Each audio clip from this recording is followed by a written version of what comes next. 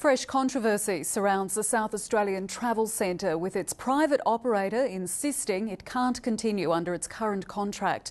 The state government now faces a choice between a costly bailout or taking back operation of the centre it privatised less than a year ago.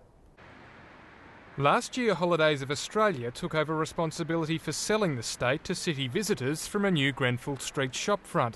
But the government's cost-saving foray into the private sector may turn out to be a difficult short break.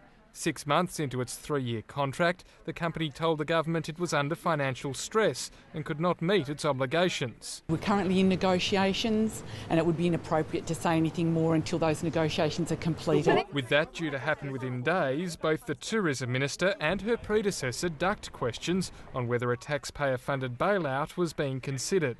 You're asking me questions about another minister's portfolio. I think be appropriate to speak to that minister. These are matters you have to talk to the relevant minister about, and we don't talk about what's been discussed in Cabinet. We don't do that. Some do. Minister Russell Wortley confirmed Cabinet had discussed additional costs of about $30,000 a month. Well, I understand there is a figure around that amount. Has that been approved by Cabinet? Well, Cabinet will probably discuss it again today. Earlier this month, Cabinet approved a separate tourism-related bailout, handing over $400,000 to wipe out debts incurred by the Kangaroo Island Surf and Music Festival. This government seems to find money to give Mike Rann a golden handshake and yet mismanage all sorts of things at this level of government. The Tourism Commission has already paid an extra $30,000 to Holidays of Australia to provide disability access at Grenfell Street.